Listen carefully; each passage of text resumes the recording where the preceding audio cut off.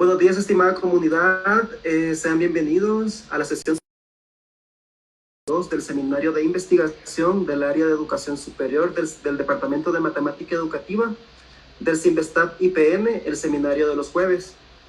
En esta honor de contar con la presencia de la licenciada Beatriz Elena Martínez Díaz, quien impartirá la conferencia titulada La matemática educativa como herramienta de activos.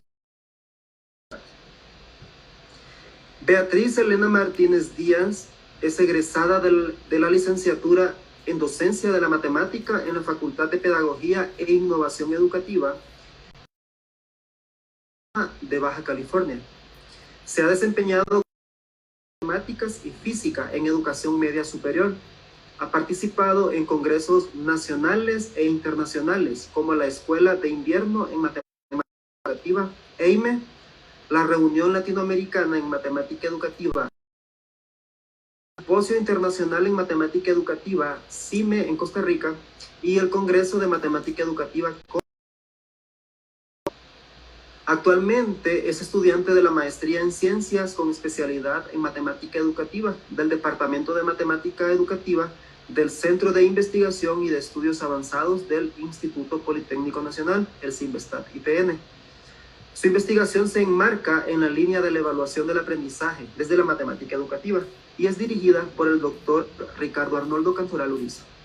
Dejamos con ustedes a la licenciada Beatriz Elena Martínez Díaz.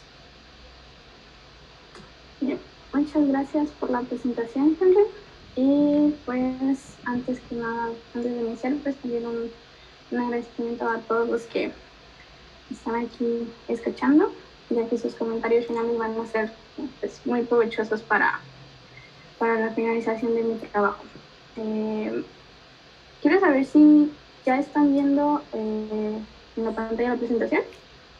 Sí, Elena, sí. Bien. Como ya se mencionó en la presentación, el nombre para esta presentación es la matemática educativa como herramienta para el análisis de reactivos estandarizados.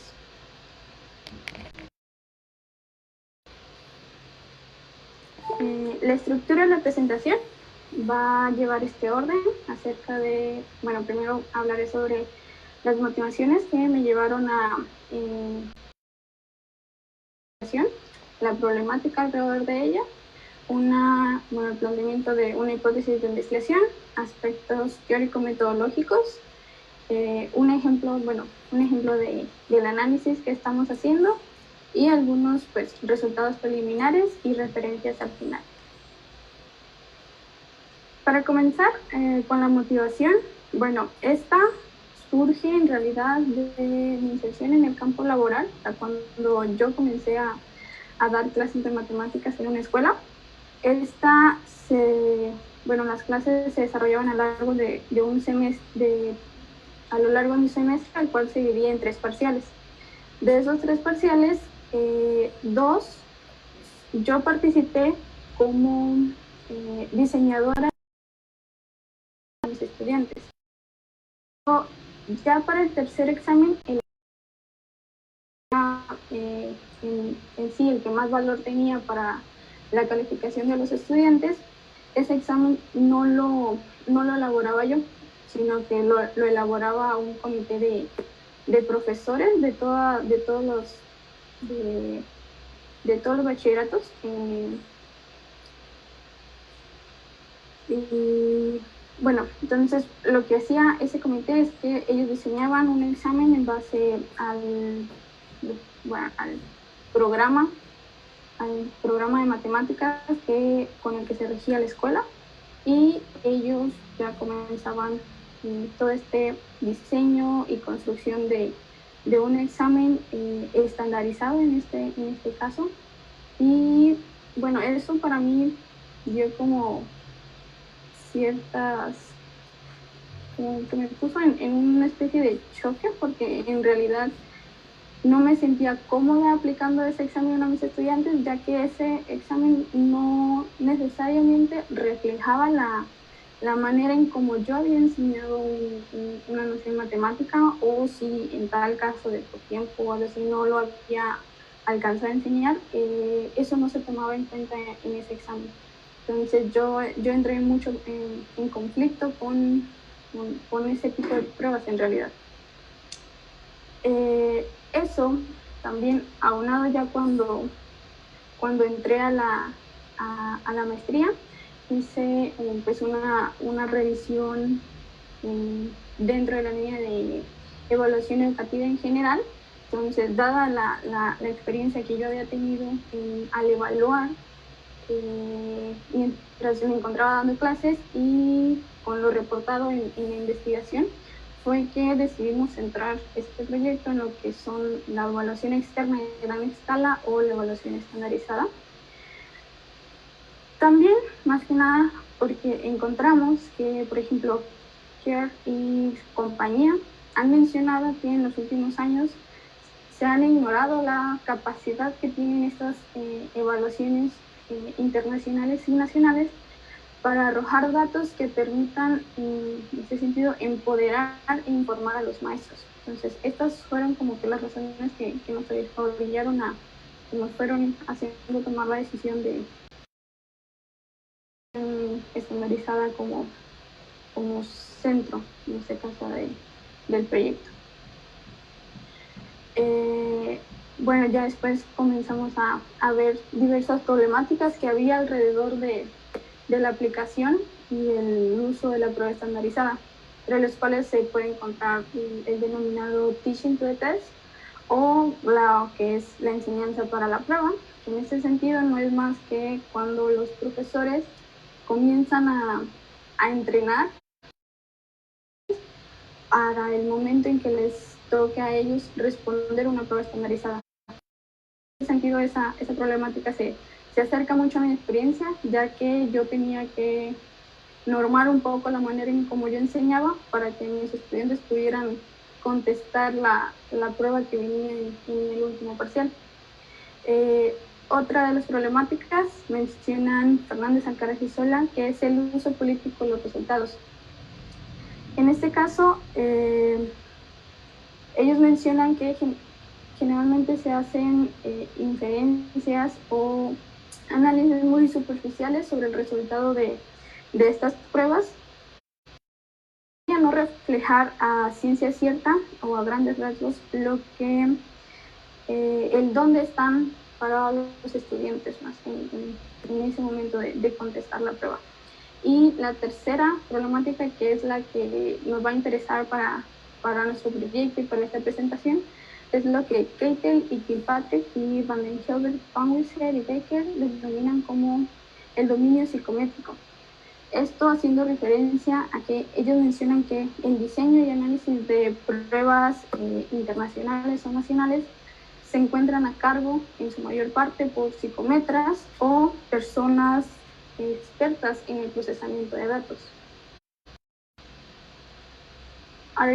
Keitel y Kilpatrick mencionan que tales estudios, estos estudios internacionales y nacionales, las cuestiones de contenido, en nuestro caso matemático, en todos los aspectos, ya sea desde la construcción de atractivos, la noción matemática, y han sido vistos como secundario en realidad en el análisis, en el diseño y análisis de las pruebas estandarizadas en este caso. Sin embargo, Cabrera, Valdés y Flores en el 2018 mencionan que al introducir la matemática educativa en la interpretación de los resultados, de una prueba estandarizada puede generar estos resultados en realidad, porque se pueden hacer inferencias más ricas, más sustanciosas respecto al porqué de los resultados, y también se podrían dar posibles vías del cómo tratar o cómo abordar esas deficiencias que reflejan los estudiantes al contestar una prueba estandarizada. Bueno, a partir de eso nosotros colocamos o diseñamos una hipótesis que es que la matemática educativa, específicamente la teoría socioepistemológica de la matemática educativa, permitiría enriquecer el análisis de los reactivos de pruebas estandarizadas. En ese sentido, nos interesa más que nada también la pregunta de cómo la matemática educativa como disciplina enriquecería este análisis de reactivos, y también el cómo la teoría socioepistemológica podría enriquecer el análisis de estos reactivos.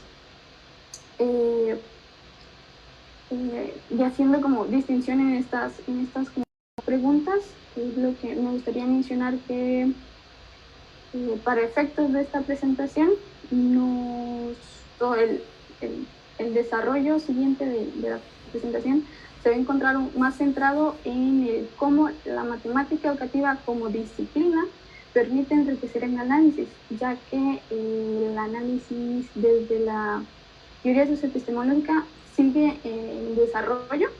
Entonces no me gustaría como todavía mostrar ese resultado. Entonces, para comenzar a comprobar pues, nuestra hipótesis, es que nosotros vamos, o lo que hicimos en realidad para comprobar nuestra hipótesis, es que retomamos los reactivos referentes a la noción de proporcionalidad directa de 5 pruebas estandarizadas, las cuales vamos a analizar desde 2 vías.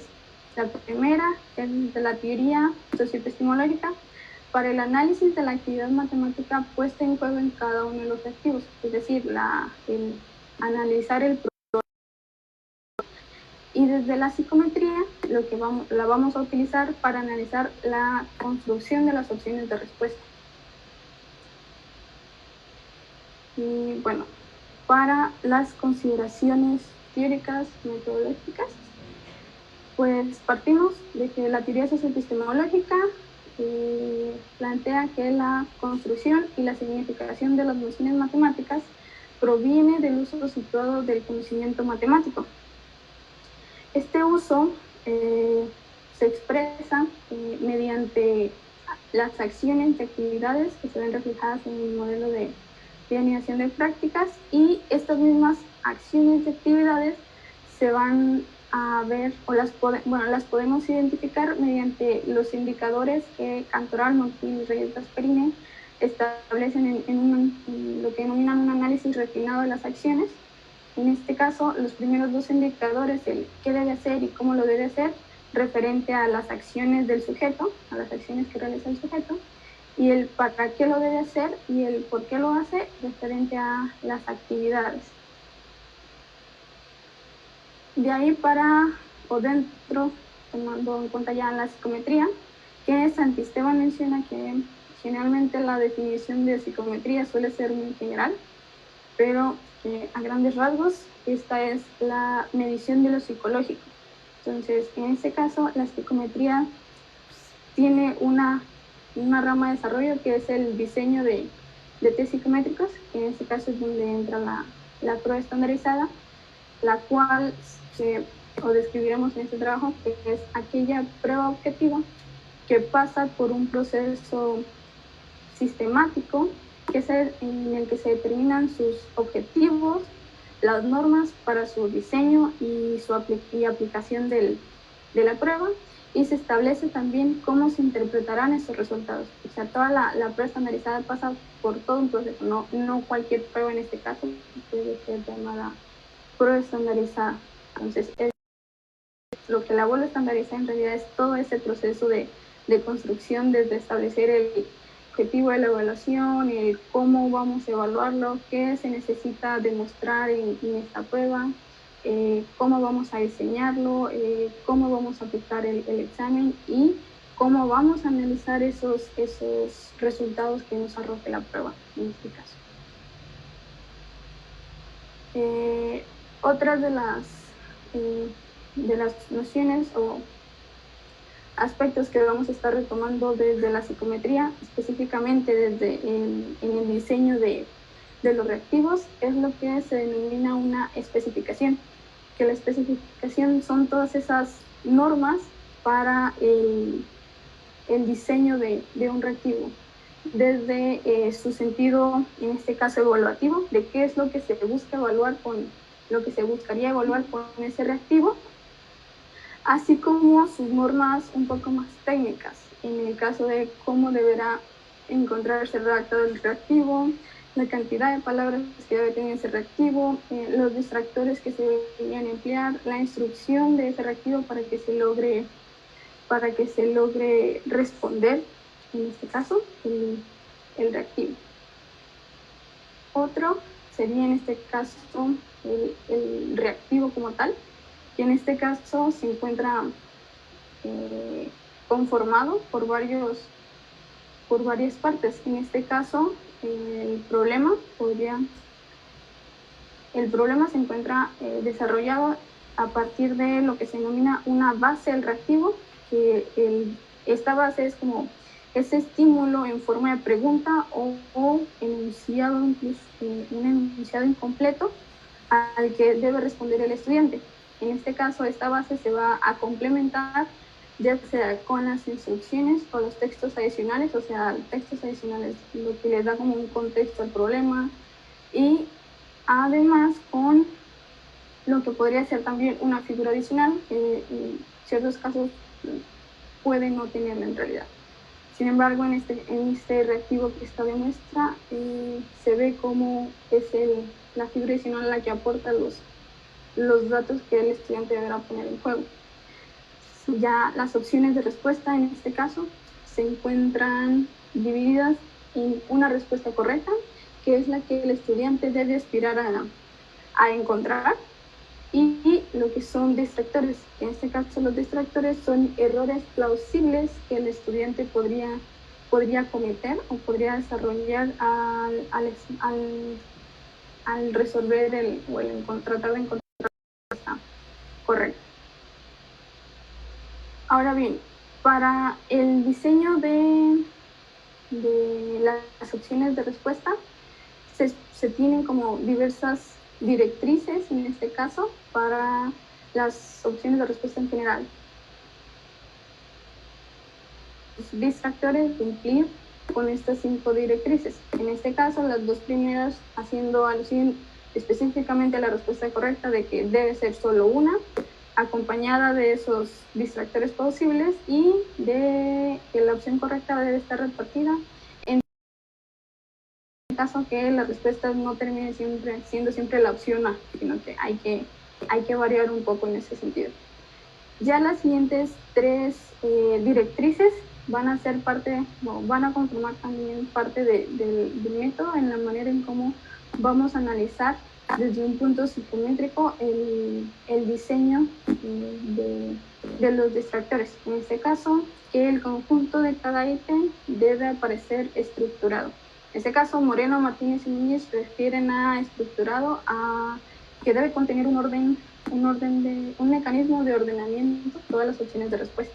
En este caso, haciendo referencia a que, por ejemplo, si tienen resultados, que los resultados aparezcan de manera descendente, o sea, de un valor menor hacia un valor mayor. Las opciones también deben ser autónomas entre sí, sin solaparse ni referirse unas a otras. Esto quiere decir que una opción de un distractor o una opción de respuesta no contenga indirectamente otra respuesta, y que ninguna opción debe destacar del resto, ni en contenido ni en apariencia. En este sentido, hacer referencia a que en tanto extensión como de estructura, todos los distractores y todas las opciones deben tener como un mismo largo, deben tener como, si los resultados van a aparecer en fracciones, que todos los resultados aparezcan en fracciones. En ese sentido es que no destaquen en contenido ni en apariencia. Estas más que nada se ponen para generar las menores posibles en el estudiante al momento de resolver su prueba, ya para que se concentren solamente en el desarrollo, en encontrar su respuesta correcta. Otras directrices que vamos a tomar en consideración, que son específicas en este caso para los distractores, es, como lo menciona la institución diseñadora de las pruebas de los reactivos que vamos a analizar, es que el distractor contenga un error común. Además, distractor no debe ser descartable. Descartable como que yo pueda ver un reactivo, pueda ver sus opciones de respuesta y que yo no sea capaz de encontrar la respuesta correcta sin hacer algún procedimiento matemático. O sea, que no haya alguna información en las opciones o en el mismo problema que me diga a mí, esta opción definitivamente no es y sé que va a ser la respuesta C, por ejemplo. Y en ese caso, sentido en ese contexto del problema. Bueno, ya vistas estas dos partes de las consideraciones para la construcción del método, el análisis se va a dividir en dos partes. Primero, un análisis del problema o un análisis de la actividad matemática, en la que estas preguntas son las que van a estar como normando el análisis, en el sentido de qué acciones y actividades se ponen en juego en el reactivo y si estas actividades coinciden con lo que se establece en la especificación del diseño del reactivo. Vuelvo a hacer un poco hincapié en que en el análisis que vamos a ver a continuación, no voy a tocar mucho este tema por el hecho de que este análisis aún no se encuentra terminado. O sea, seguimos trabajando justamente en encontrar lo que va a surgir de este análisis. Entonces, la segunda parte del análisis que vamos a desarrollar es el referente al análisis de los distractores. En este caso, esta parte del análisis se va a dividir también en dos partes más. El primero, que es el análisis psicométrico, en el que vamos a tomar las directrices de diseño, o sea, las directrices esas que acabo de mencionar, además de los criterios adicionales de que los distractores no sean descartables, que el distractor tenga sentido y aparte que sea un error común. Este criterio adicional es el que va a guiar en cierta parte el análisis que vamos a hacer desde la matemática educativa en este caso. O sea, como disciplina. Preguntas van referentes a qué tan pertinentes son los distractores en estudiantes, o sea, en el sentido de si es como viable, o sea, si sí pasa que un estudiante conteste de esa forma. Si la siguiente pregunta es de si el distractor se encuentra jugando un papel para determinar si el estudiante sabe o no. Y la tercera pregunta de qué tipo de errores están presentes y qué tan relevantes son a la luz de lo que se ha reportado en matemática educativa. Entonces, teniendo en cuenta que se especifica que sean errores comunes, podríamos decir que o desde la matemática educativa podríamos decir acerca si ese error en realidad es común, si nos permitiría en realidad determinar si el estudiante qué errores matemáticos en realidad está teniendo el estudiante al resolver una prueba. Bueno, entonces, para pasar ya a lo que es el ejemplo del análisis de los reactivos, lo que hacemos nosotros en este caso es primero en una tabla establecer cuál va a ser el reactivo que vamos a analizar y las opciones de respuesta. En este caso, todos los reactivos que vamos a estar analizando se van a encontrar conformados por 4 opciones de respuesta, o sea, una respuesta correcta, que en el caso particular de este reactivo es la respuesta A, y de 3 distractores. A partir ya de que colocamos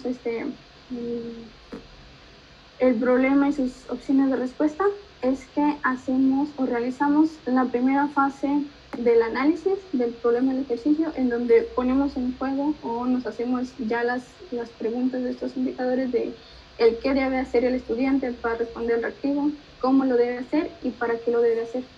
En esta parte faltaría una pregunta del por qué lo debe hacer. Sin embargo, esa pregunta la tomamos como igual para todos los reactivos, ya que el por qué lo hace en realidad ya es más una mera obligación institucional del estudiante de responder a la prueba estandarizada en realidad. Bueno, después de que pasamos esa primera fase del análisis, que es la que sigue en construcción, hacemos también ahora el análisis psicométrico, en este caso del reactivo que les acabo de mostrar. Entonces, en este caso, conformamos a todas las directrices de diseño. Entonces, aquí, por ejemplo, lo que me importaría como señalar es, por ejemplo, la cuarta directriz. Si en realidad el distractor es descartable sin la necesidad de procedimientos matemáticos relacionados al problema. Si vemos, en este caso, el distractor 2 es un distractor que puede ser descartable. Entonces, vamos a regresarnos un poco al reactivo. En este caso, el distractor 2. Entonces, si ponemos atención al reactivo, nos dice que estos estudiantes fueron a un rancho a visitar o que es dedicado a la cría de caballos. En este caso, la maestra les hace a sus estudiantes la pregunta de cuántos kilogramos de alimento se necesitan para alimentar 15 caballos. Sí, para alimentar 8 caballos se necesitan 74 kilogramos de alimento. Entonces, en ese sentido, ¿por qué el distractor 2 es descartable? Por el valor que se le está dando, en este caso, a la X, que es 39.4. Entonces, en esta parte, se está preguntando por la cantidad de comida. Bueno, te está dando la cantidad de comida para 8 caballos y te está preguntando por la cantidad de comida para 15. Entonces, en este caso, el resultado que se debe obtener debe ser mayor al planteado ya en el problema, que es 74. Entonces, en este caso, dado que en el distractor 2 te está proponiendo que la respuesta sea 39.4, vuelve a este distractor como sin sentido, lo que lo vuelve descartable automáticamente, en este caso sin necesidad de hacer un procedimiento matemático que el estudiante necesite revisar en realidad el procedimiento marcado en este ejercicio. Ahora viene la segunda fase del análisis de los distractores, en este caso desde la matemática educativa, donde nos preguntamos que cuál es la naturaleza del error puesto en juego. En este caso tomamos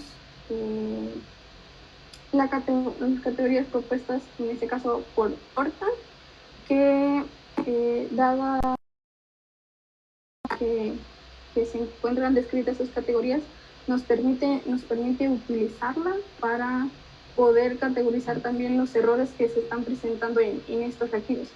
En este caso, los distractores se encuentran categorizados errores de naturaleza conceptual.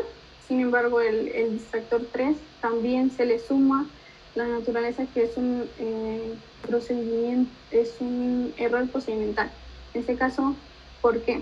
Nos referimos a un error conceptual, en este caso cuando el error se encuentra en la relación de las magnitudes para estos problemas de proporcionalidad. En este caso, los tres distractores se encuentran mal relacionadas las magnitudes ya en el establecimiento de la igualdad de razones. Sin embargo, ya para el distractor 3, además de tener ese error de relacionar, se tiene un error procedimental una vez que se establecen los productos cruzados en este caso, ya que también la operación que se debería hacer ahí es incorrecta. Entonces, ya en los distractores 2 y 1, la aplicación del algoritmo de productos cruzados y el despeje de la variable, a pesar de que la relación es incorrecta, ese procedimiento es correcto. Entonces, es más que nada eso. Y una vez que establecemos esa naturaleza, nos damos a la tarea de buscar si en realidad es un error común reportado respecto a lo reportado en la investigación. En este caso, a los tres distractores se encontró en realidad investigación relacionada a ellos. En este caso, por ejemplo, Arosa, Godín y Beltrán en el 2016 mencionan que en problemas relacionados a proporcionalidad directa, los estudiantes pueden presentar una gran dificultad al distinguir del enunciado del problema las magnitudes que se relacionan, al igual que las operaciones que hay que realizar, como el despeje del valor desconocido de una ecuación.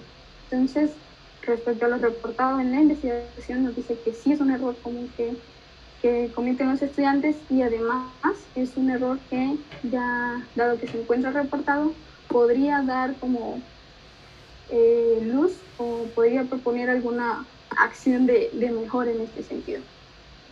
Entonces, estas son como las dos fases que aplicamos a cada uno de los reactivos. Estos son otro ejemplo de los reactivos que hemos estado encontrando en pruebas. Por ejemplo, aquí ya se ve la diferencia en que el procedimiento, por ejemplo, no se encuentra proporcionado ya en las opciones de respuesta, como era el caso del reactivo anterior. Y vemos la variedad de problemas o ejercicios que se le pueden poner, ya que, por ejemplo, en el reactivo de arriba se está dando un problema con un contexto.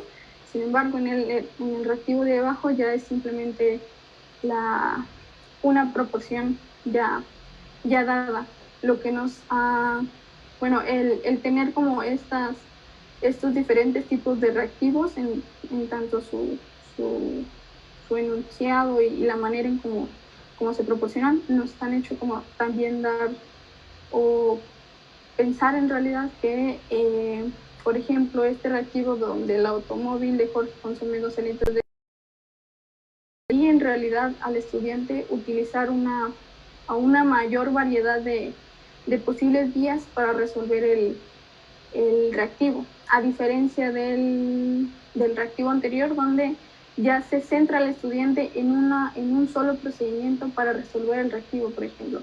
Entonces, eso podría ser un tanto perjudicial para el estudiante, ya que si un estudiante maneja lo que viene siendo un pensamiento proporcional, sin embargo, lo que es el manejo de un establecimiento de una igualdad de razones o el manejo del despeje de una variable no lo domina tan bien, pondría en aprietos al estudiante en este caso, ya que él podría, de cierta manera, resolver el problema. Sin embargo, dado que no como el que lo resuelva, podría traer como ciertas dificultades en su resolución. Y, por ejemplo, también el reactivo de abajo, de que encuentre el valor de la variable indicada en la proporción, a pesar de que es un reactivo que tiene procedimiento para su resolución, el que se haya dado ya una proporción, ya una igualdad de razones ya establecida, también centra a los estudiantes en un solo procedimiento, en una sola manera de resolver el reactivo en este caso. Entonces, ya estos son algunos de otros ejemplos de reactivos que se han estado analizando. Entonces, en este caso, esta diapositiva no es como para que se lea, ya que este análisis general sigue en construcción todavía. Sin embargo, quería mostrar que que se analizan estos distractores de manera individual, se están colocando juntos para poder hacer al final del análisis un análisis ya como vertical u horizontal para ver qué encontramos de ese análisis. Y también hacemos un análisis general ya de los distractores, que de igual forma esta tabla no está puesta en este momento como para que se lea, pero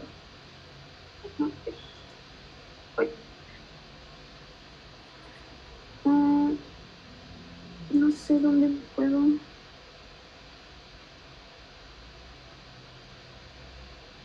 aumentar un poco la pantalla, pero bueno, se las explico como a grandes rasgos. Y lo que vemos en esta tabla, en esta tabla es, por ejemplo, aquí al lado, las casillas que están en azul son las directrices con las que estamos analizando la construcción del distractor desde lo psicométrico.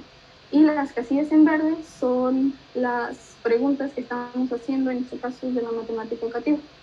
Ya después, cada 3 columnas representa los distractores de un mismo reactivo. Entonces, en este caso, las primeras 3 columnas son los 3 distractores del problema que les acabo de mostrar.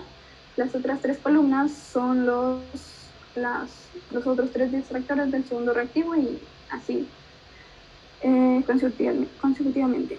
En este caso, los recuadros que se encuentren coloreados de verde son aquellos donde el distractor cumple de manera positiva al distractor psicométrico.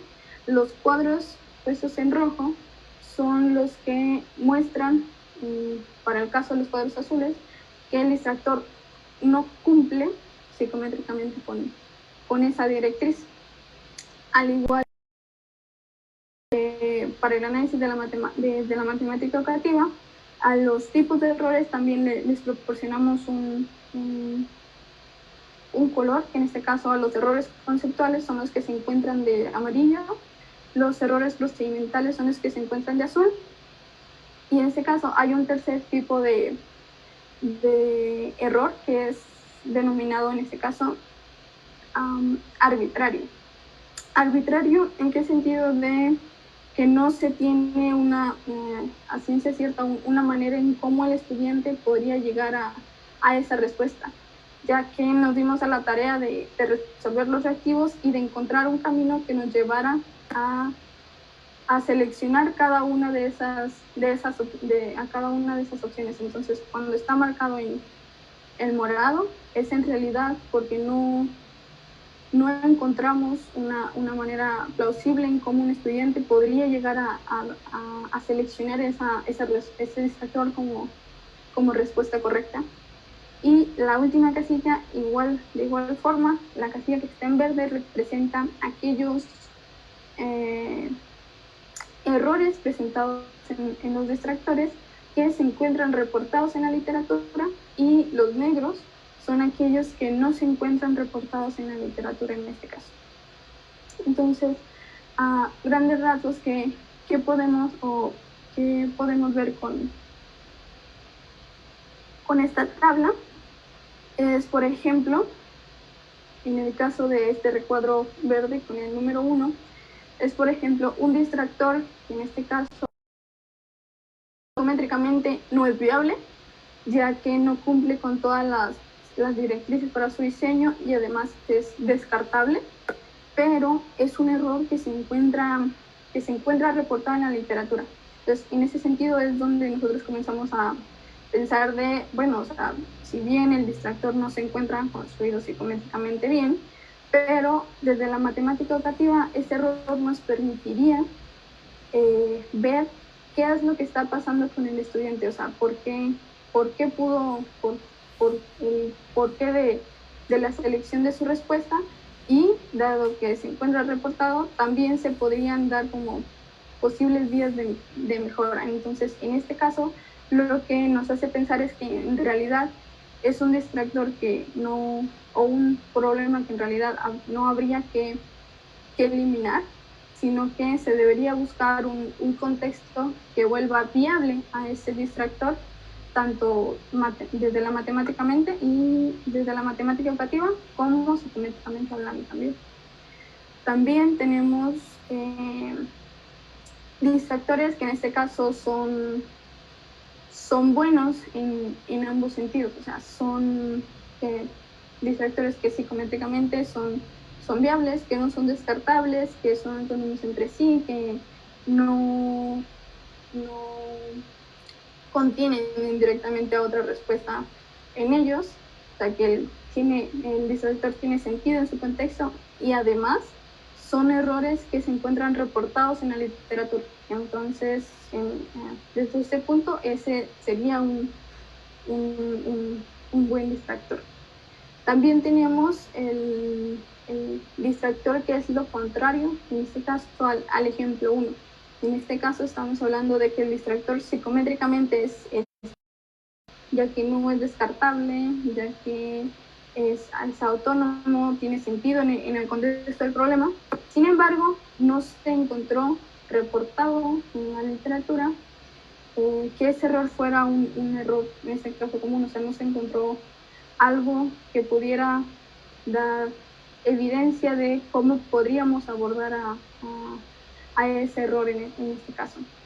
Y por último, el cuarto, en este caso, ejemplo que tenemos para lo que hemos encontrado en los distractores, son distractores que en ambos sentidos son no viables en este caso, o sea, porque psicométricamente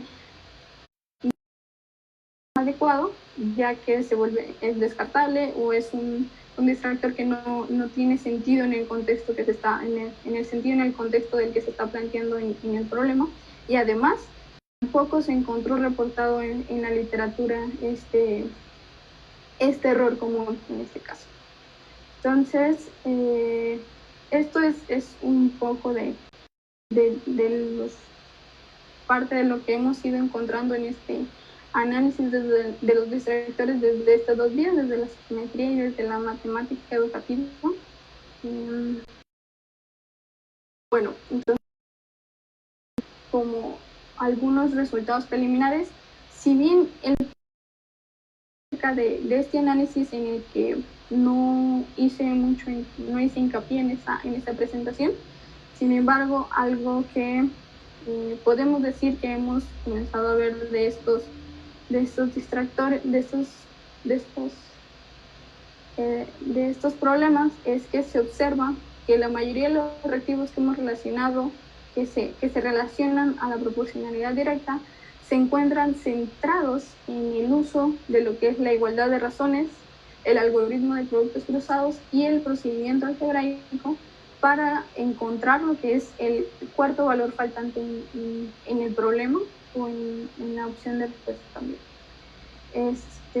Sean ya un poco más cerca de los resultados de este análisis que está un poco más desarrollado, es que se han encontrado 4 tipos de distractores, que son los que mencionamos en ese momento, o sea, aquellos que cumplen y que no cumplen con las directrices para su diseño psicométrico, y así como los que contienen y no contienen un error reportado por la literatura en matemática educativa. Otro de los resultados preliminares en este caso es que desde la matemática educativa se podrían proponer distractores con errores más plausibles, los cuales se encuentren fundamentados en investigación. En este caso, el reactivo que estoy colocando en esta diapositiva es otro de los reactivos que estamos analizando. Si bien el reactivo menciona que es un auto compacto que usa gasolina que cuesta 8.5 litros, tiene un rendimiento de 10 kilómetros. De acuerdo a la siguiente tabla, que representa la relación entre el costo y el rendimiento por litro, selecciona la gráfica que representa la solución del problema para el costo en un viaje de 100 kilómetros. Entonces, nosotros, ¿qué vemos en este reactivo y en estas opciones de respuesta? Para comenzar, se tiene una supuesta respuesta correcta. Supuesta en el sentido de que la gráfica no representa lo que está o no representa lo que está en la tabla de cierta manera, ya que la tabla hace una relación entre el costo por litro y los kilómetros recorridos. Sin embargo, lo que vemos en la gráfica representado son kilómetros y litros, no costo en realidad. Además de que los kilómetros se encuentran, si tomamos a la tabla, a la gráfica, los kilómetros en el eje de las ordenadas. Sin embargo, si nos damos cuenta, el valor que está tomando para estos distractores es el de, para 10 kilómetros, se tendría un costo de gasolina de 85 pesos. Entonces, el 10 en este caso es el que se debería encontrar en el eje de las ordenadas y el 85 en el eje de las abscisas, teniendo en cuenta que se cambie ese litros por el costo.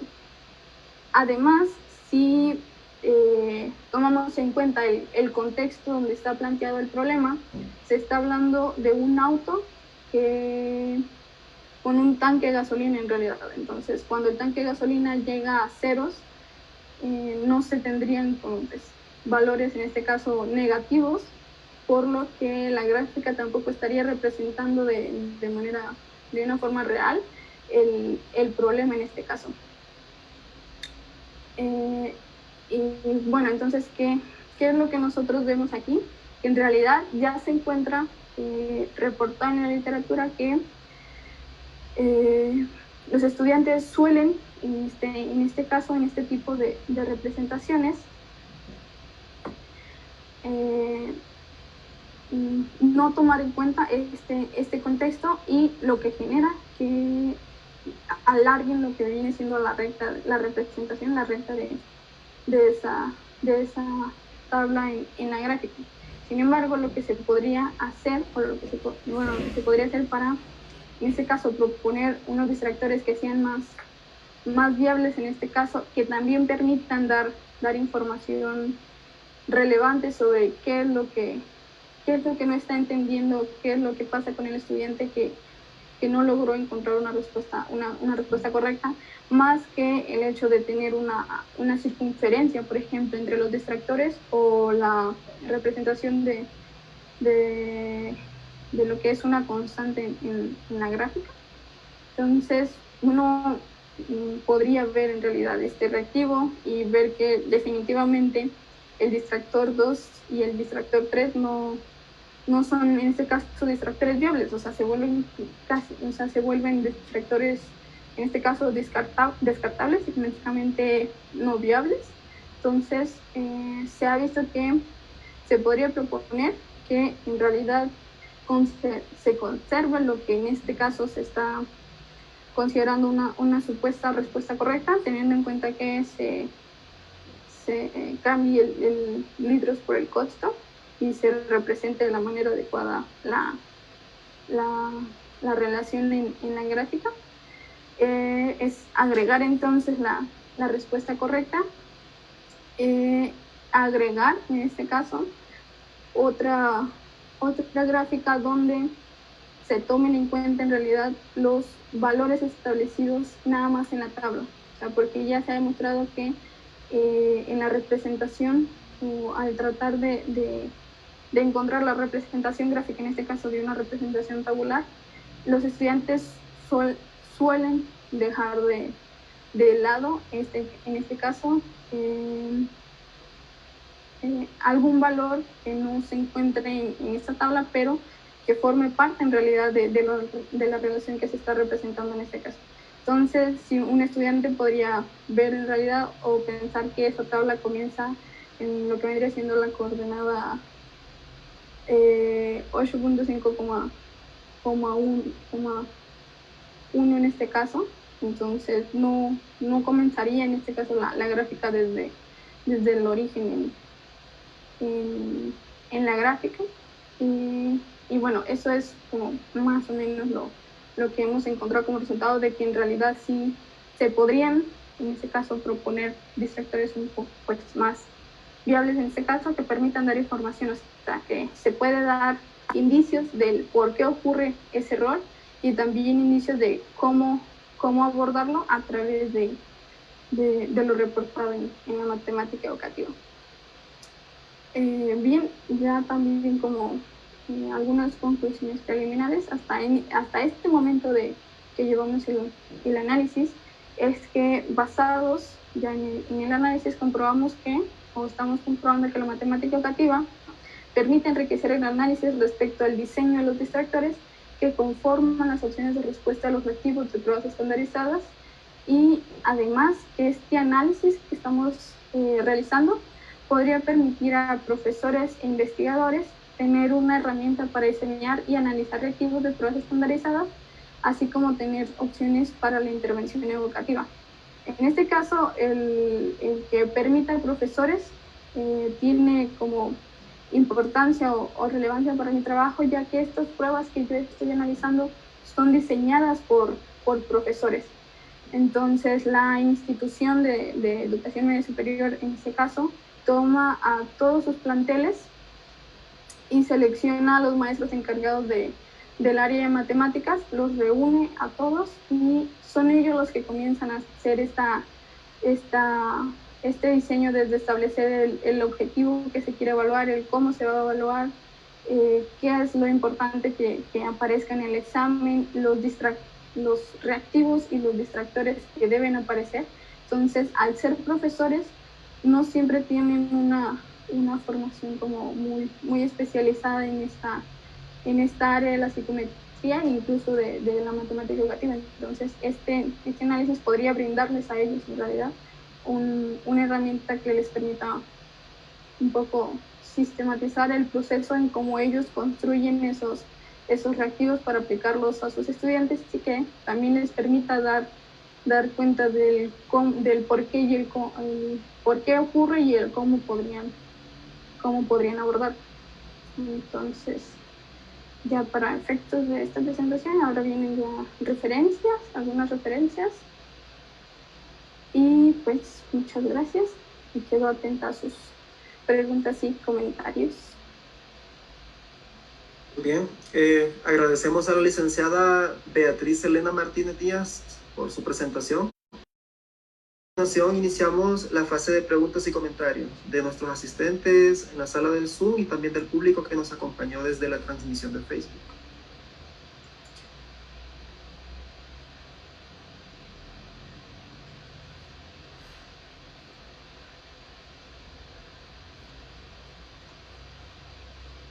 Buenas tardes a todos. ¿Me escuchan?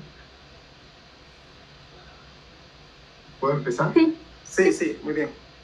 Hola, bueno, me presento, soy Fernando Ojeda del claustro de posgrado y doctorado de la Facultad de Contaduría y Administración de la UNAM. Te quiero felicitar, Beatriz, me gustó tu presentación y quisiera hacerte dos comentarios nada más. El primero, pues bueno, dentro del análisis y la exposición que nos estás dando, nada más me estaría faltando el alcance, si estos reactivos para estas baterías, en este caso estos distractores, si tienes algún nivel en el que lo estás queriendo acotar, si es a nivel primaria, secundaria, profesional, o sea, en qué grado lo estás tú ubicando. Esa es una, y si es multidisciplinario también, si dentro de la educación matemática se puede abordar diferentes disciplinas per se dentro de lo que es la propia educación, porque la matemática está en todos lados. Entonces, básicamente, yo serían los dos temas que vi que ya pusiste la bibliografía, vi que pusiste referencias, esa sería nada más los comentarios que daría Beatriz.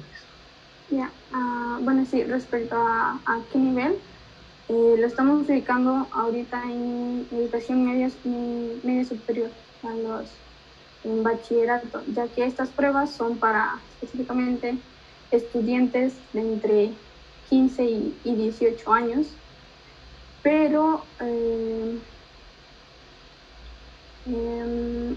creo que si analizamos en este caso reactivos y los distractores de pruebas estandarizadas referentes a educación básica, creo que también podría en este caso funcionar la aplicación de ese análisis para los reactivos también, pero específicamente ahorita en este proyecto de investigación es para educación media superior. Las matemáticas. Sí, solo específicamente la matemática, en específica la noción de proporcionalidad directa. No estoy analizando todos los reactivos, solamente aquellos que se centran en el uso de la proporcionalidad directa. Perfecto. Pues nuevamente agradecerte la exposición y por mi parte sería todo y saludos a toda la audiencia de los Gracias. espectadores.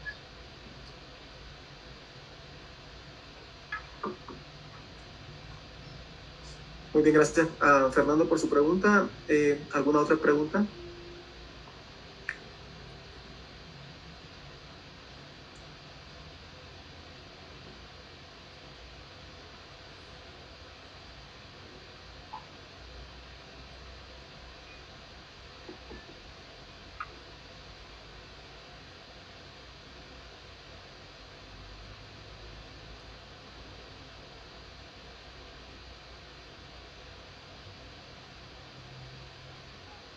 Hola, yo más que una pregunta, quisiera hacer un comentario. Y es lo siguiente, a mí se me hace estupendamente bien elegido lo que optaste por trabajar en tu investigación, porque sí yo veo que es una necesidad que recorre desde el nivel básico de primaria hasta niveles de licenciatura, el elaborar o diseñar exámenes estandarizados o no, siempre son un dolor de cabeza para todos los docentes, y hacer una prueba bien diseñada que tú le das en el punto, para mí le das en el punto central, es las opciones, aparte de todo lo que tenemos marcado, ¿no?, psicométricamente, es conocer a la comunidad para que sí sean opciones plausibles, ¿no?, de que te interrogues si esas son posibilidades o no. Y el hecho de que hayas incluido todo lo que se ha investigado en matemática educativa se me hace así, que te digo, fuiste al meollo del asunto. Entonces, muchas gracias, te felicito, se me hizo excelente tu perspectiva y lo que estás proponiendo. Así que muchas gracias. No, muchas gracias por el comentario.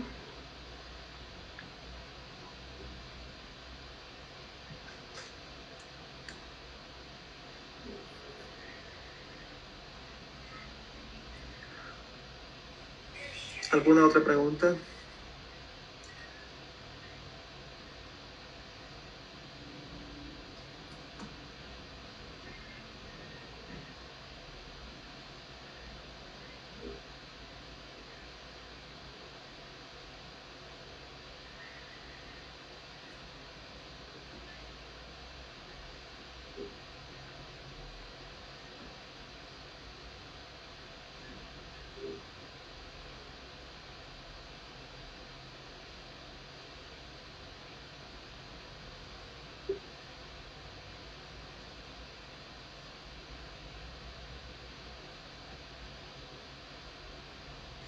A ver, doctor Francisco Cordero, le damos la palabra. Hola, ¿qué tal? Gracias. Elena, ¿qué tal? Sí, igual, para mí sería como igual reflexión, comentarios, las preguntas que me hice en el momento que estabas exponiendo. Qué bueno que estoy acá y estoy escuchando tu trabajo porque yo no lo conocía. Y entonces me hace pensar varias cosas. En principio, pues sí, se me hace muy interesante, muy rico. Lo que yo entiendo es que hay reactivos estandarizados, no propiamente diseñados por ti, ni tendrían por qué ser por ti, ¿verdad? Medio de la educación. Y como decía nuestra colega hace rato, pues a todo mundo le trae de cabeza eso, ¿no? O sea, evaluar eso es algo realmente una problemática y hay que entenderla. Y por lo que entiendo, tú la estás entendiendo y entonces pones en acción, lo voy a decir así, el saber de la matemática educativa en términos generales, pero también un foco hacia la teoría socioepistemológica, ¿verdad? De ahí que dijiste frases muy interesantes, evidentemente que estamos entendiendo que es un avance de tu proyecto sobre que la evaluación tanto internacional como nacional lleve al empoderamiento, ¿no?, del docente. Entonces me parece una implicación bien interesante. No lo había pensado yo nunca así y creo que ahí tienes algo muy rico. Sin embargo, entiendo que no estás dándonos muestra de que eso suceda, etcétera, etcétera. Sino estás en tu batalla de un poco de entender lo que se reporta y con un saber de la matemática educativa en términos generales y de la teoría epistemológica, te hace hacer críticas y decir esto no, y esto lo podríamos cambiar, ¿verdad? Entonces, hasta ahí yo entiendo que es el trabajo y por supuesto que es un trabajo original, un trabajo pertinente, etcétera, etcétera. Y entonces yo tal vez voy a hacer como reflexiones y preguntas que me hago yo, entonces las comparto contigo, tal vez a la luz de mi ignorancia de ser profundo en el tema de la evaluación, ¿verdad?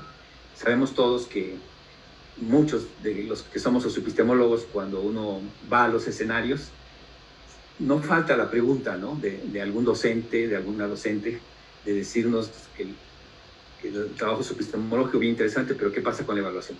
Entonces, yo creo que tú estás abrazando un tema que tal vez me atrevo a decir, entonces aquí viene mi carácter de ignorancia, ha sido poco atendido por la teoría socioepistemológica. Entonces, de ahí creo que es algo que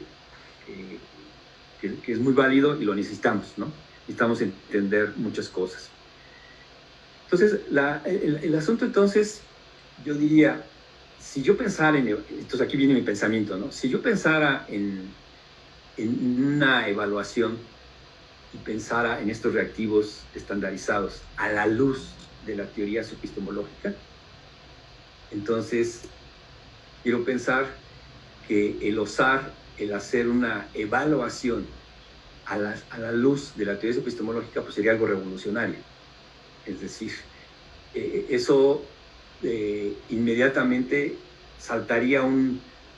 brotaría un cambio, porque no está ahí, ¿verdad? No cambiaría. Y entonces aquí viene mi punto y quisiera ver qué se ha reflexionado. Si por ahí en tus propósitos, en tus motivaciones de tu tesis está esta expresión de que hay que aprovechar las evaluaciones internacionales y nacionales como también un elemento de empoderamiento. Entonces, yo pienso que sería interesante ver y qué cosas has reflexionado, cómo ante un principio del conocimiento, donde decimos que lo que hay en la teoría epistemológica es algo que emerge en las comunidades, ¿verdad? Entonces, bajo ese principio, ¿cómo tú verías todo lo que estás haciendo? A ver, voy a tratar de ser más claro. En este momento me vino a la mente una cita de Emilia Ferreiro. Ahorita no recuerdo bien dónde, la puedo buscar, la referencia, pero no recuerdo en qué lectura tuve hace tiempo de Emilia Ferreiro, donde ella hace una crítica a las evaluaciones. Claro, no de matemáticas, sino de la electroescritura, ¿verdad? Y lo que dice, me gustó mucho su metáfora, por decirlo así. Dice, lo que se evalúa es que, o sea, por un lado está el conocimiento. Este es el conocimiento. Y por este lado está lo que sabe el estudiante. Y esas evaluaciones lo que miden es la distancia de emular ese conocimiento. Pues en la medida que la distancia sea menor, es mejor. En la medida que esté más lejos, la distancia sea mayor, entonces el estudiante está muy mal, ¿no? O sea, es un poco la idea. Cuando yo leí esa frase, me pareció que nuestro planteamiento epistemológico realmente confrontaría esa metáfora, porque no está midiendo emular un conocimiento. Lo que va a medir, si es medir, todo entre comillas, sería el que se plantean preguntas, se plantean situaciones, se diseñan reactivos para que emerge el conocimiento de. Entonces, bajo esta perspectiva, ¿tú cómo la ves? ¿Sí me logré explicar? Es decir, es una reflexión, diría yo, desde mi punto de vista socioepistemológica. O sea, entonces, ¿cómo vamos con esto? Entiendo bien que no se está proponiendo una nueva evaluación. Se está analizando lo que hay para hacer ver que no es del todo ad hoc, ¿no? O sea, entonces, eso. Sí, aquí... Estoy pensando contigo, porque si tú me explicarías, no lo sé, o sea, tendría que pensar muchas cosas. Sí, de hecho, este trabajo no busca como evaluar la evaluación, en realidad es nada más analizar lo que se está evaluando, lo que se está poniendo en juego. Y en este caso, desde la epistemología, bueno, pues usted ya lo ha mencionado, o sea, es una parte que no se ha abordado mucho en realidad. Entonces, el hecho de que nos interesaba a utilizarla para este proyecto entra más o menos en esa parte en realidad, porque no creo que ya podríamos decir el cómo podríamos enseñar algo, cómo se aprende algo, pero al profesor también le interesa el punto de, bueno, o sea, lo que me está diciendo, el cómo lo enseño y qué van a aprender ellos, cómo lo voy a analizar en realidad. Entonces, en ese sentido tampoco vamos, o pensaría que vamos a hablar mucho sobre cómo se va a hacer la evaluación ya desde la socioepistemología, sino lo que estamos en este punto como tratando de ver es parte también de como esta hipótesis de la teoría de que en parte el discurso, en este caso matemático, escolar, norma, ya sea la enseñanza de los profes, los libros de texto. Entonces en ese supuesto también entra también norma la evaluación. Entonces eso es como en este caso lo que estamos como tratando de ver, o sea, si en realidad ese discurso matemático también se encuentra específicamente, al menos en estas 5 pruebas, pero es muy complejo todavía, creo, hablar de evaluación desde la socio, porque incluso yo reflexionando sobre mi trabajo, pensaba, bueno, ¿y qué hago si me preguntan de ahora cómo va a ser la evaluación de la socio? Yo, bueno, en realidad no la sé, porque para yo poder proponer, al menos poniéndolo en contexto de este proyecto, unos reactivos, en este caso estandarizados, tendría que pasarlos por todo este proceso de construcción de la prueba, o sea, pasarlo por un pilotaje, pasarlo por análisis, correlacionarlos con todos los datos que arroja la prueba, aplicarlo y después ver qué ocurre.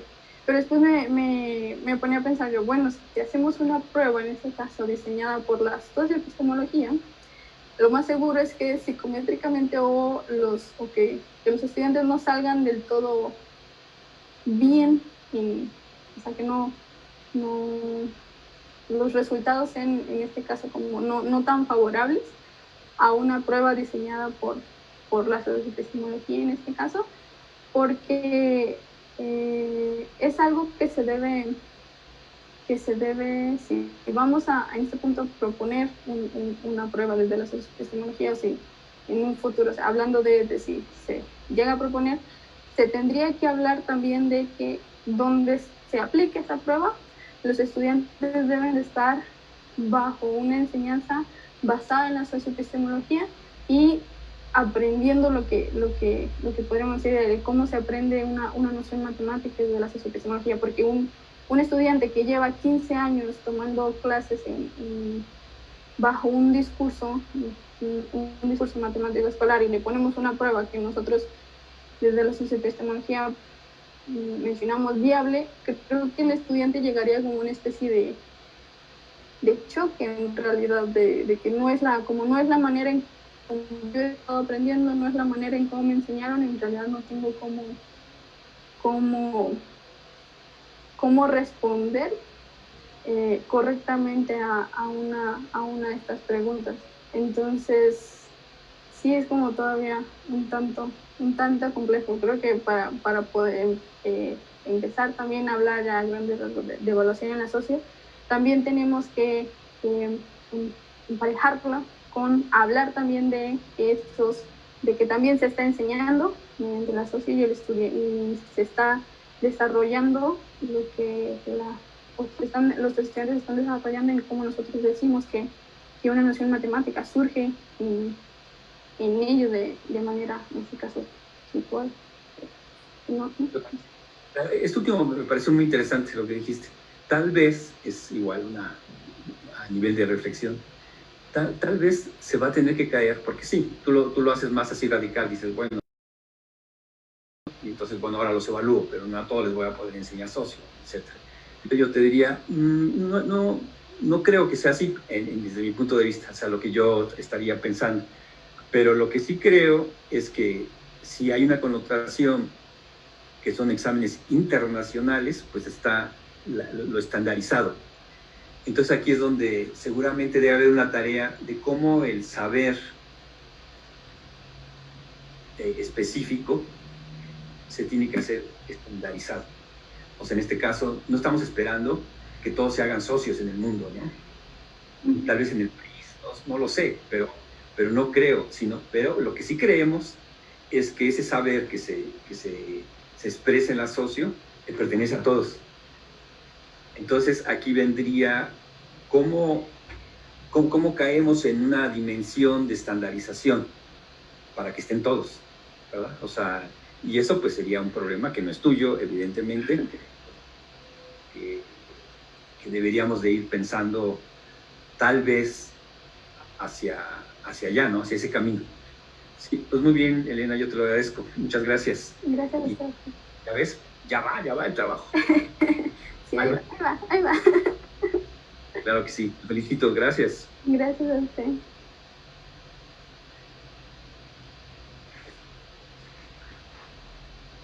Gracias, doctor, por su pregunta y Elena por su respuesta. ¿Alguien más?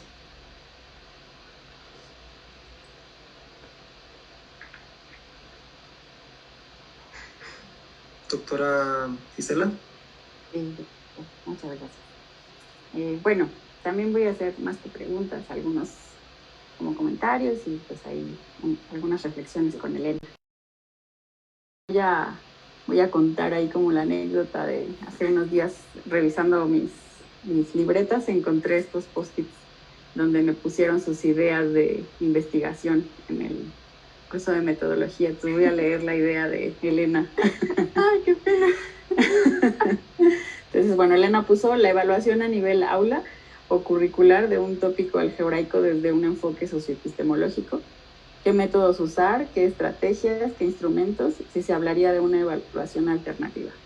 Entonces, lo primero que quiero decir es que me gusta que hayas mantenido la idea de trabajar en evaluación, sobre todo porque estamos digamos, como en un espacio en donde no hemos discutido evaluación, no hemos trabajado la evaluación. Y claramente con el tiempo, con las lecturas, las discusiones y las reflexiones, pues esa idea se fue refinando, pero mantuviste tu interés en la evaluación, que si bien, como ya hemos dicho, pues no es algo que hayamos trabajado mucho en el grupo, pues sí mantuviste ese, digamos, como ese interés, ¿no? Esa motivación. Entonces me gusta mucho que lo mantuvieras y pues claro, que hubieras alimentado esta motivación y que hoy concluya o vaya concluyendo en tu proyecto con la forma que le diste. Entonces, pues qué bueno, porque eso nos abre camino a la reflexión a todos. Me gusta que cumplas de nuevo como este planteamiento que tienes. Siento que pusiste como una hipótesis. Sí. Ay, ¿no me está dejando compartir? Dice, el anfitrión inhabilitó la función de compartir las pantallas de los participantes. Ya, ahora sí. Ah, pues qué gacho. Ya me dejó. Qué gacho, anfitrión.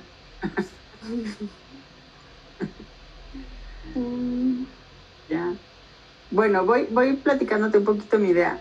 A mí, digamos, yo no estoy tan convencida de esta idea de la matemática educativa como una herramienta, quizá porque la matemática educativa pues es una disciplina y creo que lo que sí estás, digamos, como utilizando de la matemática educativa, o sea, algunos constructos, como los elementos ya más teórico-metodológicos, esas sí podrían ser herramientas, ¿no? Pero la disciplina es otra cosa. Y entonces cuando haces un planteamiento como la matemática educativa, específicamente la teoría socioepistemológica, permitirá enriquecer el análisis, pues yo digo, pues naturalmente, o sea, no sé si este planteamiento, digamos, sea un planteamiento que apunte en concreto a lo que estás haciendo en tanto hipótesis de investigación, pues porque es como, no sé si decir como muy obvio, eso es como demasiado general, y uno puede decir, pues sí, porque cualquier cosa que nosotros veamos desde una perspectiva distinta, pues tiene que enriquecer, pues, ¿no? Porque le estás dando una perspectiva distinta. Entonces, sin embargo, yo no digo cámbiala, ¿no? O sea, yo soy muy del o sea, de que un objetivo, una hipótesis, no tiene por qué ser de la definitiva al principio, sino que puede irse refinando conforme uno va avanzando en el proceso de la investigación. Y yo creo que, digamos, si este fue un primer sentir al iniciar la investigación, pues conforme tú fuiste haciendo lecturas, e incluso hasta que llegaras ya a plantear qué ibas a estudiar, pues tú ya fuiste viendo en realidad, pues no solo que te ibas a enriquecer los análisis, sino cómo. Y ese es, me parece, que el planteamiento más bonito de tu proyecto.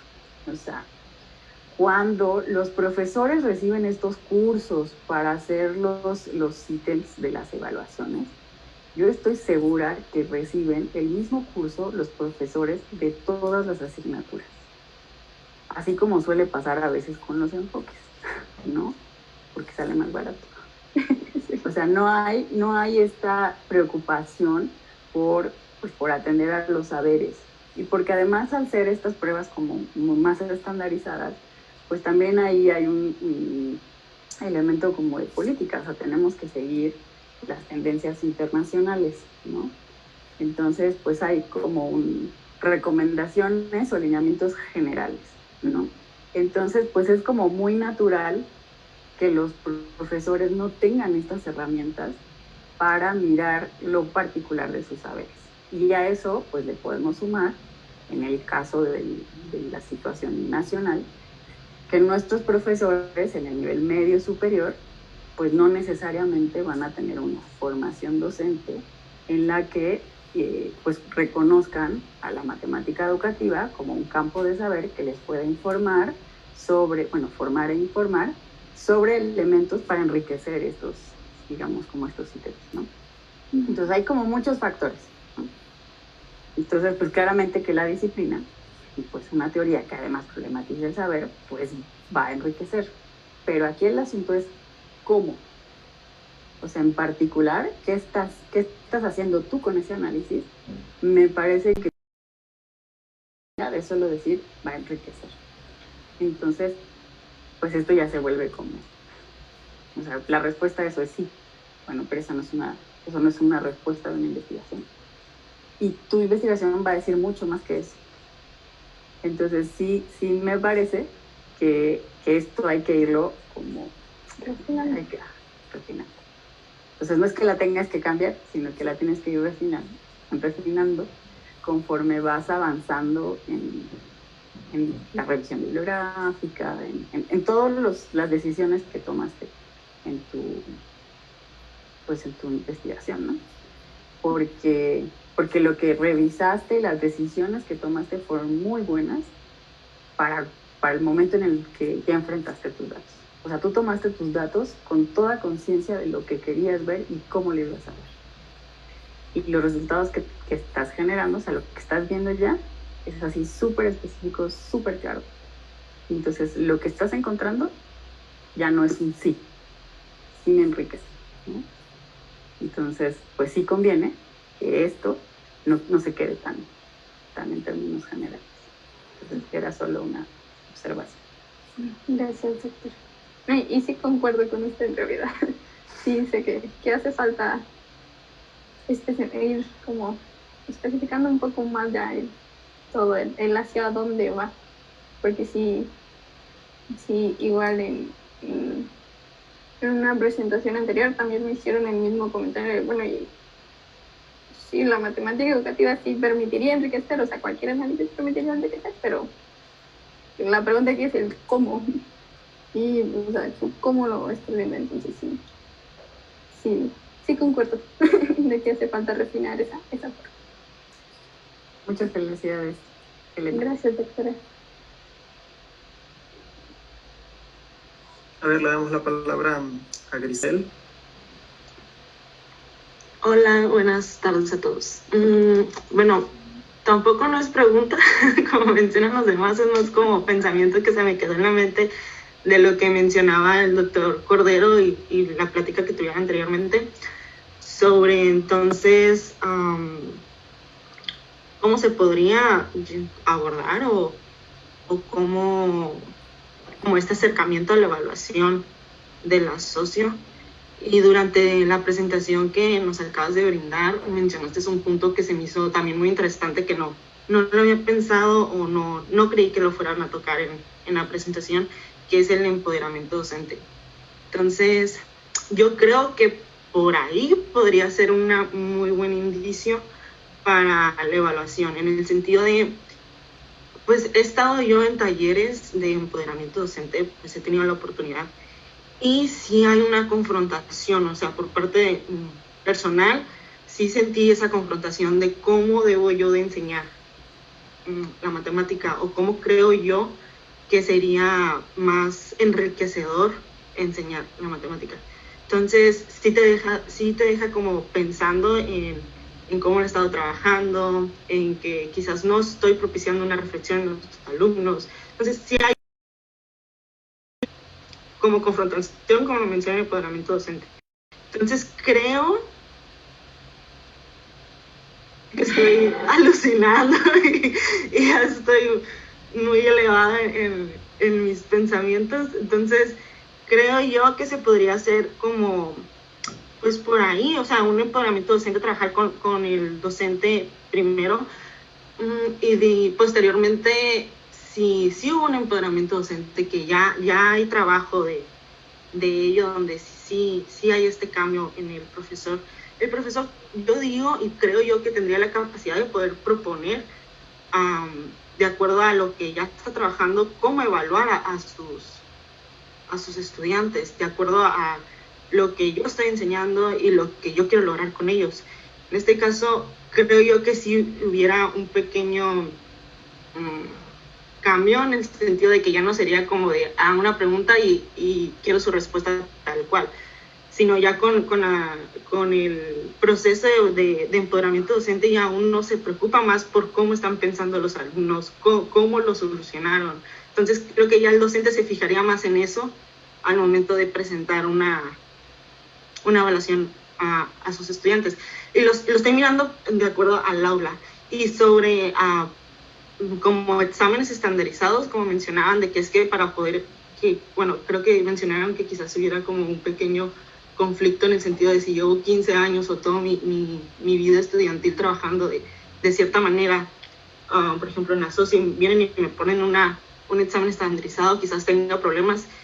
Yo creo que si las socios, lo que he mirado como las socios se lleva a cabo o lo que ellos proponen es que el estudiante pueda hacer uso de ese conocimiento, de esa acción. Entonces creo que si hay una apropiación, va a poder resolver ese examen, porque pues cuando uno trabaja problemas, hace uso de esos temas.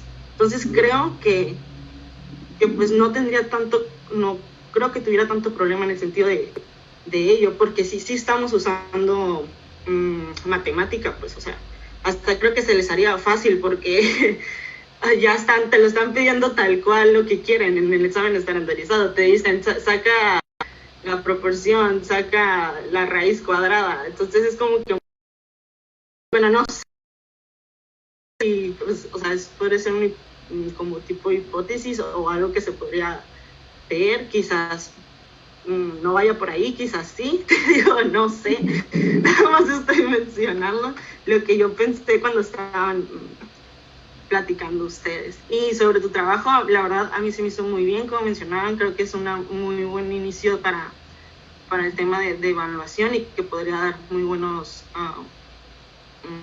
pues puntos a tocar para seguir trabajando en este tema. Y pues felicidades, muchas gracias por compartir tu trabajo con nosotros. Gracias. Es todo. Y gracias.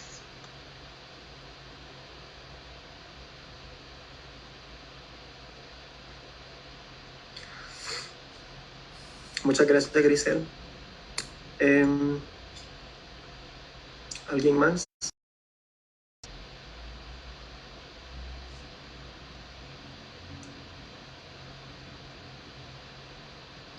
El doctor Cantoral tiene la mano levantada, gente. Perdón. Le damos la palabra, doctor.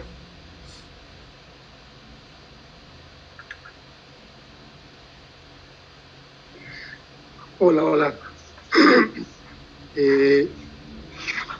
Estuve tomando nota de lo que opinaban los colegas y de lo que se pensaba. Porque pues finalmente el martes expuso Elena del grupo, entonces muchas cosas que están en la cabeza nuestra ya fueron discutidas.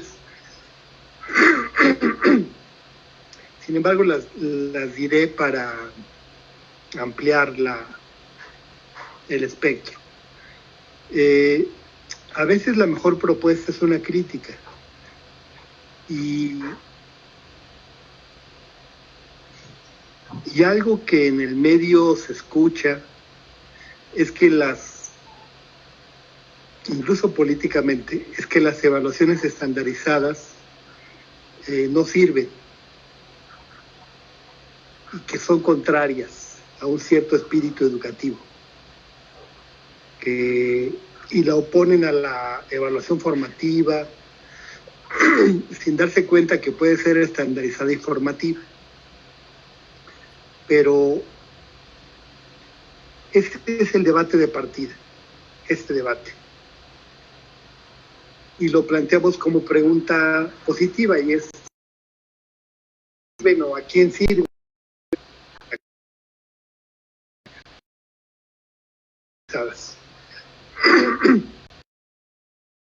La investigación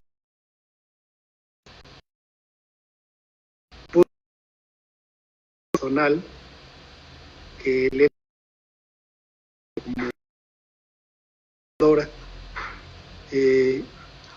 sobre el papel de interés que ella ha tenido desde que entró, Gisela lo reportaba, y desde que entró al grupo de investigación. Y por fortuna estaba cerca de nosotros en ese momento un doctor que se había especializado en evaluación, que es Luis Cabrera.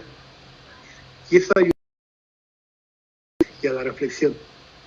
Luis Cabrera era parte de los equipos que elaboraban pruebas nacionales, elaboraban en el sentido amplio, o sea, coordinaban equipos, formaban maestros, porque aunque se dice los maestros la elaboran, el proceso de formación del maestro para que la elabore es muy largo.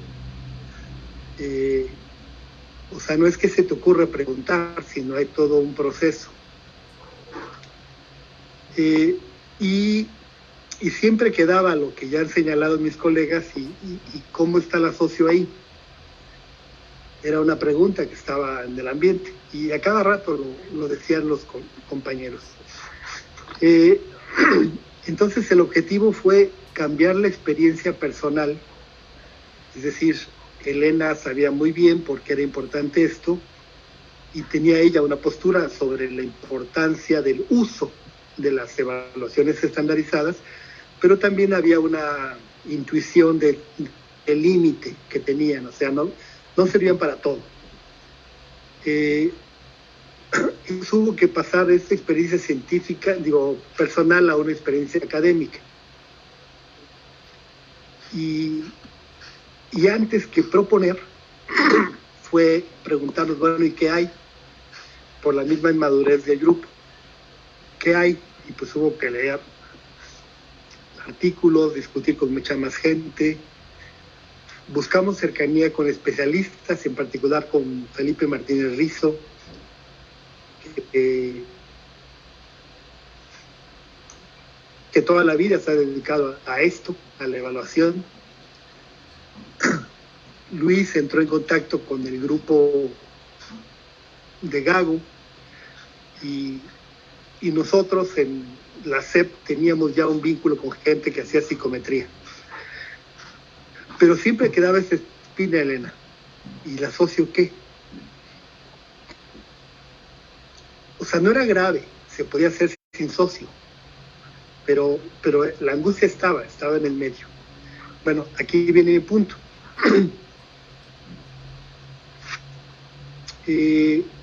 Lo primero fue decir lo que Francisco señalaba que dijo Emilia, y que nosotros decimos de otra manera, es decir, una prueba estandarizada mide logro, pero no mide aprendizaje.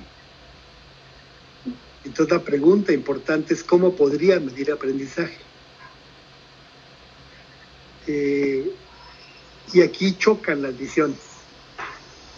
La visión propiamente psicométrica y la visión didáctica, digamos. Ya no digamos matemática educativa, sino psicometría y didáctica. La didáctica pone mucho más énfasis en los procesos del pensamiento, en el aprendizaje, y la evaluación psicométrica pone el énfasis en la naturaleza del reactivo y la certeza de que el reactivo mida entre toda la población lo mismo que tú diseñaste. Es decir, que haya garantía de que tu pregunta tiene niveles de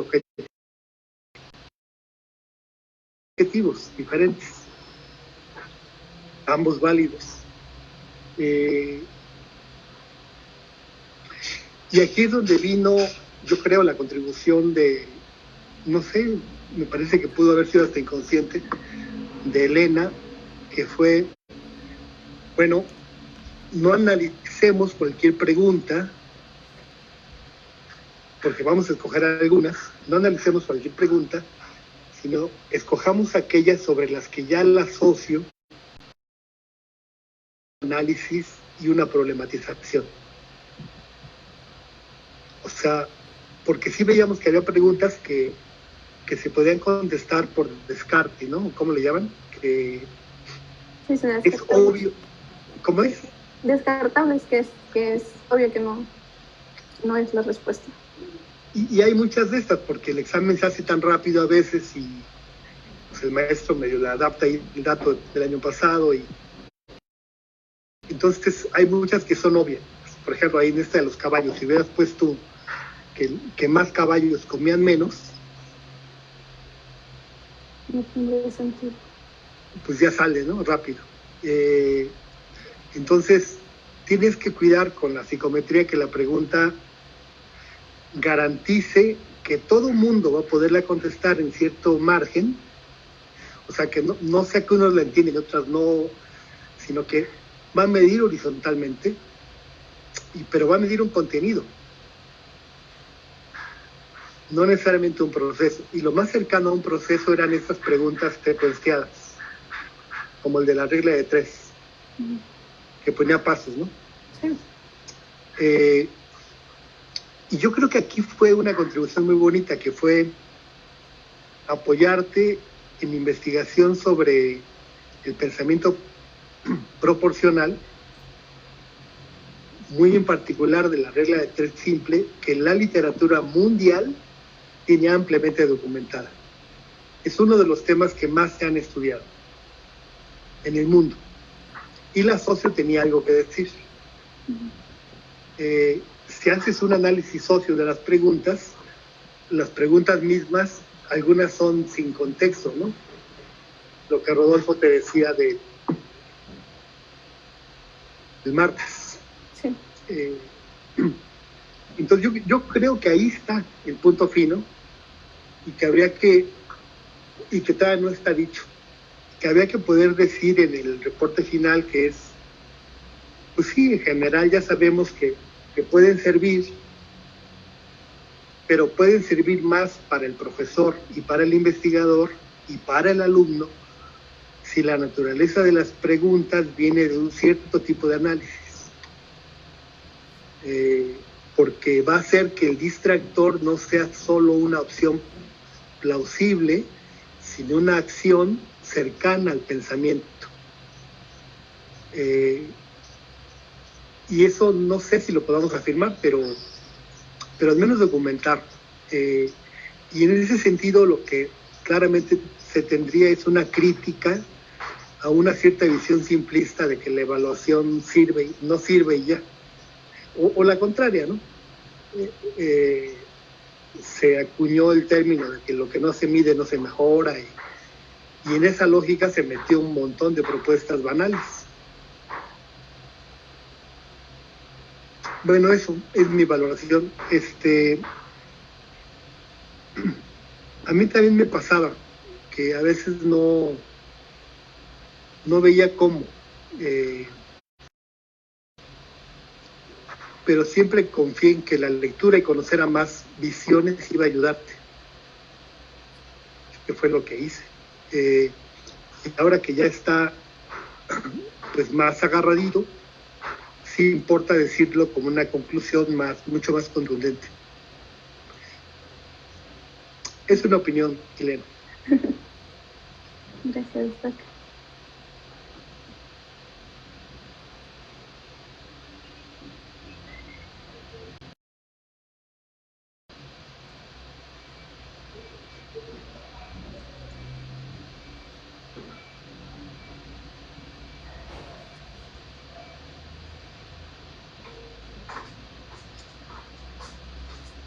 ¿Alguna otra pregunta?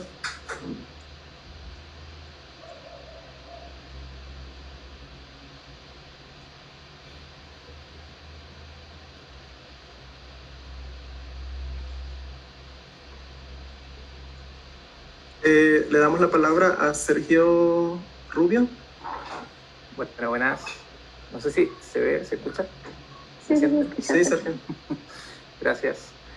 Bueno, primero que todo, felicitaciones, Elena, por la presentación. En realidad no la alcancé desde el principio, así que quizás voy a hacer algunas preguntas que ya he respondido. Y me gustó mucho que estaba bastante bien estructurada y claro cuál era tu intención en lo que estás trabajando. Entonces, y a propósito de lo que preguntas, me surgen dos cuestiones, o dos cuestionamientos, dos preguntas. Y una es respecto de, igual en el examen de Karina, que por ejemplo hizo análisis como unas cosas más de como lingüística, no sé si era lingüística, ahí Luis nos podrá ayudar. Y también las preguntas eran, bueno, tú haces estos análisis, no obstante, por ejemplo, me acuerdo que en el trabajo de Karina no consideraba cuál era la racionalidad con la cual estaban construidos esos reactivos. Ahora, mi pregunta es, ¿tú tuviste acceso a como la justificación de cómo estaban construidos esos reactivos, o sea, la racionalidad, ¿cierto? Porque algunas veces, como cuando son estandarizados, ¿cierto?, a nivel nacional o incluso más grande, ¿cierto?, esa información no es pública, ¿cierto? Sí, pero sí tuve acceso a eso en realidad porque estos, bueno, al menos la institución tiene todo esto en su página web. Entonces, si uno busca como un poquito por ahí, entonces sí se mira todo el proceso que los profesores que diseñaron el reactivo hicieron para conformar el examen en realidad, o sea, desde la construcción de su retícula, que su retícula es como una manera esquemática de ver todo el programa, o sea, todos los bloques, todos los temas, todos los subtemas, cómo se relaciona cada uno de esos temas con los temas anteriores y los temas que vienen, bueno, posteriores a uno en particular. Y de ahí tomaron la decisión de, bueno, este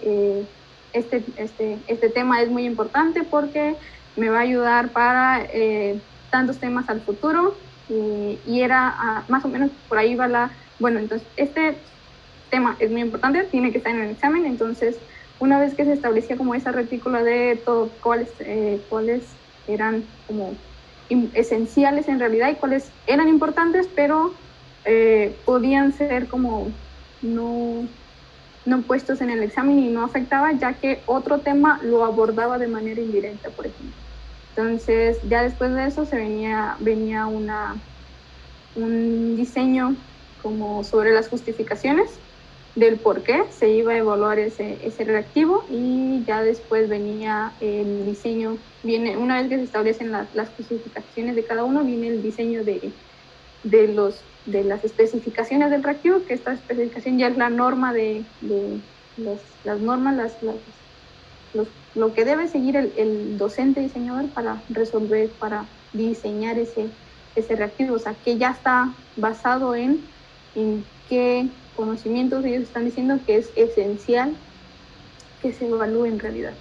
Entonces sí tengo acceso a eso. Incluso la especificación es un producto ya un poco ya más sintético de todo el trabajo que hay detrás en realidad. Vale. ¿Y esa información te sirvió a ti de alguna manera al realizar el análisis que estabas haciendo de los reactivos? Sí, porque me ayuda a ver, en este caso, la importancia que tiene en realidad este reactivo y la manera en cómo lo están, o sea, la manera del por qué lo están planteando, el por qué están planteando el reactivo como lo están haciendo, o sea, por qué los reactivos hasta ahorita están como centrándose en problemas de cuarto valor faltante, por ejemplo, que se centren más en una igualdad, en el establecimiento de una igualdad de razones, que en encontrar como el valor unitario en una relación o este tipo de cuestiones. Entonces sí sirve, además de que la misma especificación es la que me permite a mí decir si en este caso estas acciones y actividades que se ponen en juego en el reactivo concuerdan en realidad con el diseño que se les había dado, porque ese diseño va acorde con todo el trabajo anterior, o sea, todo el trabajo de decir, este contenido es esencial por esto, porque lo vamos a ver de esta manera y nos va a servir para que el estudiante pueda desarrollar algún otro tópico matemático. Entonces, sí. Vale, y en esas, por ejemplo, justificaciones o en esa racionalidad que subyace a la creación de estos reactivos, las personas que entiendo que eran profesoras y profesores diferentes tenían, por ejemplo, conocimientos de investigación que pudieran fundamentar sus propuestas de reactivos. No, porque de hecho para la especificación del diseño de los reactivos, ellos dicen un error común que veas en clase, por ejemplo. O sea, estos errores comunes son como un tanto específicos de la zona en realidad donde se está aplicando ese examen, pero así de cuestión de investigación no hay reportado. Vale. Bueno, porque justamente ahí quería ir, que me pareció un súper aporte de lo que nos presentaste el día de hoy. Cuando haces el análisis y te centras en los aspectos de la matemática educativa, recurres a resultados de investigación, por ejemplo, para hacer la valoración de, bueno, esto sí está reportado, no está reportado, y eso me pareció como bonito hacerlo y además importante, porque lo que estás haciendo es en términos de recomendación. O sea, lo estoy pensando, por eso te hacía esta pregunta de las personas que lo hicieron y así, lo que pensaban o cuáles eran sus referentes, porque si lo vemos como un diálogo, que tu trabajo, tu proyecto de maestría es un diálogo con el trabajo que estaban haciendo estas personas cuando estaban creando los reactivos, me parece que ese puede ser un aporte, ¿cierto? De decir, bueno, este reactivo es descartable por estas razones, ya sean psicométricas o lo que tú mencionaste de matemática educativa, pero además abonas lo que la disciplina en concreto y en general ya ha hecho. Entonces, en ese sentido, me parece, quería hacer el énfasis de que eso me parece un aporte muy interesante, muy importante, quería destacarlo. Y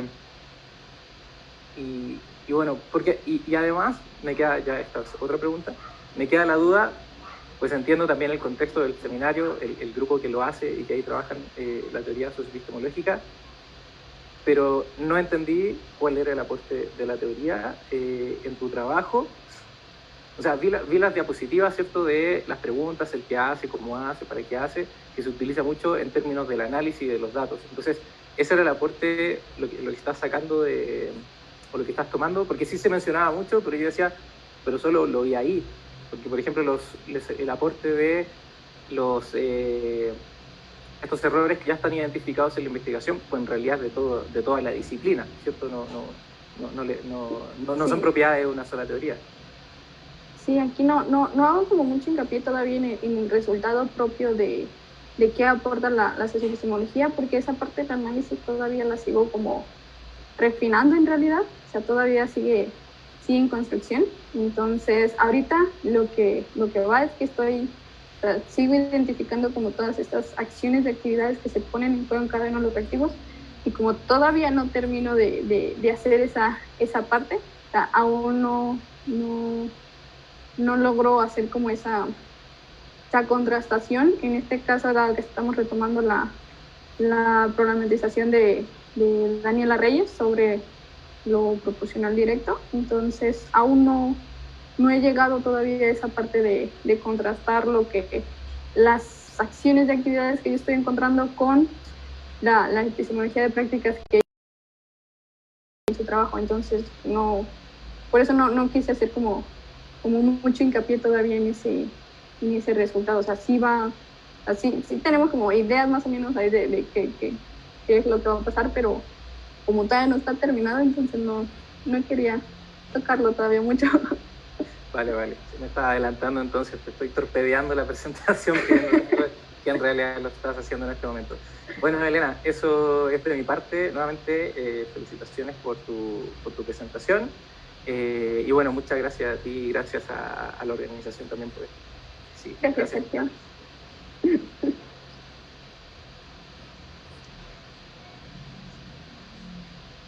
Muy bien, gracias, Sergio, por tus preguntas y comentarios. No sé si hay preguntas en la sala de Facebook. Ok. Bien, entonces, si no hay más preguntas y comentarios, agradecemos nuevamente a nuestra invitada, a la licenciada Beatriz Elena Martínez Díaz, por haber compartido con nosotros los resultados de su línea de investigación y la retroalimentación que ha dado a nuestros colegas. A continuación voy a dar lectura de un diploma que se le hará llegar a nuestra ponente. El Centro de Investigación y de Estudios Avanzados del Instituto Politécnico Nacional, Departamento de Matemática Educativa, otorga el presente reconocimiento a la licenciada Beatriz Elena Martínez Díaz por su conferencia La matemática educativa como herramienta para el análisis de reactivos de pruebas estandarizadas, impartida en la edición 137 del Seminario de los Jueves del Área de Educación Superior, Ciudad de México, al día 29 del mes de octubre del 2020.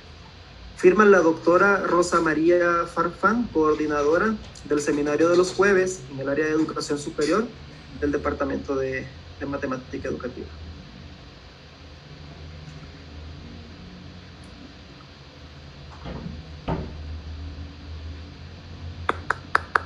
Bien.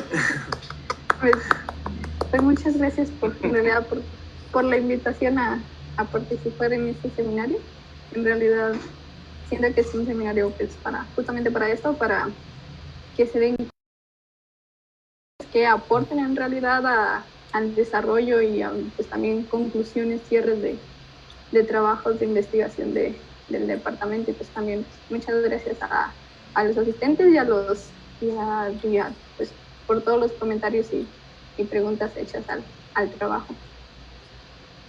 Bueno, Elena, entonces muchas gracias también a vos por compartir con nosotros, ¿verdad? En este espacio de reflexión. Vamos a proyectar, o sea, para finalizar la sesión, vamos a compartir algunos avisos de interés para la comunidad. La RELME 34 a realizarse en Guatemala, la fecha límite para el envío de artículos es hasta el 31 de octubre. El 5º Simposio Internacional en Matemática Educativa, CIME, a realizarse del 23 al 26 de febrero en San José de Costa Rica en su modalidad virtual. La fecha límite para el envío de resúmenes es hasta el 15 de noviembre. El 10º coloquio de investigación en ciencia y tecnología, a realizarse el 3 y el 4 de diciembre del presente año. La 11ª Asamblea Regional de la CLADE, a realizarse el próximo encuentro el 3 de noviembre del 2020.